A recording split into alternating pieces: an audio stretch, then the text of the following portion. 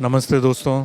हम लोग मुंबई में हैं और हमारे साथ आईबीजीए के नेशनल सेक्रेटरी सुरेंद्र मेहता जी हैं। मेहता जी नमस्ते। सबसे पहले तो हम लोग सोने चांदी के भाव की बात करेंगे। 2024 शुरू हो चुका है और 2023 में काफ़ी अच्छा बढ़िया रिटर्न सोने ने दिया था। तो 2024 में ऐसे कौन से कारण आप देख रहे हैं जो सोने और चांदी पर असर डाल सकते हैं? देखिए जो जितने भी इवेंट महत्वपूर्ण इवेंट थे, जो जियोपॉलिटिकल टेंशन था, इज़राइल हमास वॉर था, रशिया यूक्रेन वॉर था, ये सारी चीज़ें ख़त्म हो गई। उसके साथ ही साथ जो फेड का इंटरेस्ट रेट बढ़ाना था वो भी लगभग ख़त्म हो गया और फेड ने ऑलरेडी अनाउंस कर दिया कि हम 2024 में 3 बार इंटरेस्ट रेट कट करेंगे। तो मुझे लगता है कि अब ऐसे कोई भी फैक्टर्स बचे नहीं हैं कि जो गोल्ड के प्राइस को बहुत ज़्यादा अफेक्ट करेंगे। सिर्फ जो एक फैक्टर मुझे लगता है कि जो गोल्ड के प्राइसेस को बहुत ज़्यादा अफेक्ट करेगा वो है इक्विटी मार्केट।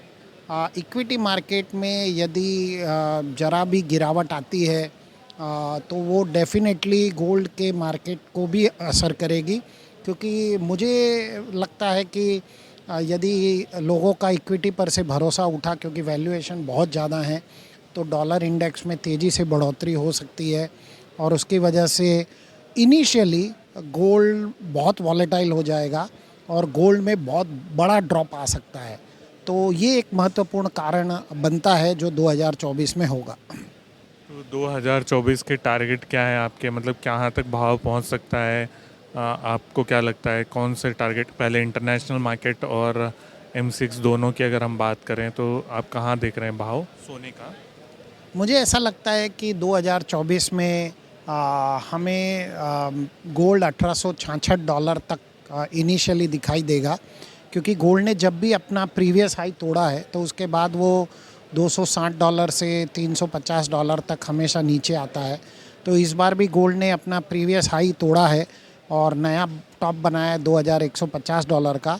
तो मुझे लगता है कि एक बार $1866 तक गोल्ड नीचे में गिर सकता है और उसके बाद उसमें क्योंकि लोगों का जब दूसरे एसेट क्लास से भरोसा उठ जाएगा, जैसा कि मुझे उम्मीद है कि इक्विटी मार्केट में बड़ी भारी गिरावट होगी वैल्यूएशन पर्पस की वजह से, तो उसके बाद गोल्ड के दाम में बहुत तेज़ी से बढ़ोतरी होगी।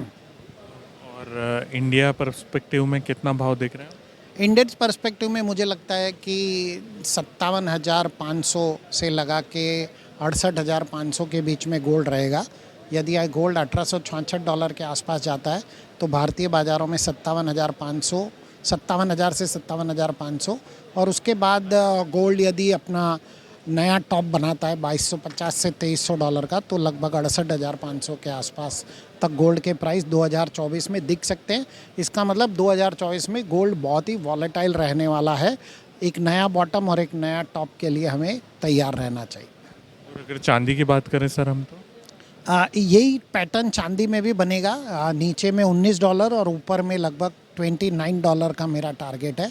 मतलब नीचे में आपको कहीं ना कहीं चांदी 68,200 से लगा के ऊपर में आपको चांदी 95,000 तक में 90 से 95,000 के बीच में देखने को मिल सकती है। एक और सर, जो PMLA का जो एक सर्कुलर आया है गवर्नमेंट की तरफ से, उसको लेके उतनी अवेयरनेस अभी भी नहीं है, तो थोड़ा आप समझाएंगे उस सर्कुलर को? नहीं, देखिए पीएमएलए तो जेम ज्वेलरी इंडस्ट्री को लागू हो गया है आज 4 मई 2023 से, और सरकार ने उसकी लगातार जानकारियाँ लो ज्वेलर्स को दी है। एसोसिएशन के जरिए भी लोगों को कहा है। बेसिकली ये पूरा सर्कुलर ये है कि आप यदि किसी भी एक महीने के अंदर आप 10 लाख से ज़्यादा कैश का ट्रांजैक्शन करते हैं तो आपको मनी लॉन्ड्रिंग एक्ट लागू होता है और आपको उसकी रिपोर्टिंग करनी चाहिए। साथ ही साथ सरकार ने ऐसे बहुत सारे लोगों के नाम दिए हैं जिनके साथ आप बिज़नेस नहीं कर सकते।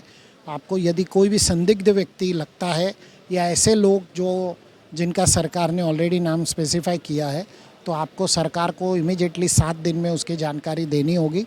तो ये ज्वेलरी इंडस्ट्री को कहा गया है। इसमें सिर्फ ये अच्छी बात है कि यदि आपका टर्नओवर 500 करोड़ से ऊपर है तो उन ज्वेलर्स को खुद को पीएमएलए में रजिस्टर करना होगा फाइनेंशियल इंटेलिजेंस यूनिट में, और जिनका टर्नओवर 500 करोड़ के नीचे है उनके जो एसोसिएशन है वो उनके लिए नोडल ऑफिसर अपॉइंट करेंगे। अभी BIS ने भी एक सर्कुलर जारी किया एक दो दिन पहले हॉलमार्किंग को लेके, तो उसमें क्या कुछ बदलाव हुए हैं सर? नहीं, उसमें बदलाव कुछ नहीं हुआ है। उसमें उन्होंने पूरा प्रोसेस को समझाया है कि किस तरह से ज्वेलरी इंडस्ट्री को हॉलमार्किंग के नियमों को का और कायदे का पालन करना होगा, उनके क्या राइट्स हैं, BIS के क्या राइट्स हैं, किस प्रकार से माल की टेस्टिंग होगी, किस प्रकार से माल का सीज़र होगा, किस प्रकार हॉलमार्किंग एजेंसियों को काम करना होगा, कौन कौन से रजिस्टर मेंटेन करने होंगे, वो तमाम जानकारियाँ उस सर्कुलर के जरिए दी गई। मेहता जी, हमसे जुड़ने के लिए और हमसे बातचीत करने के लिए बहुत बहुत धन्यवाद।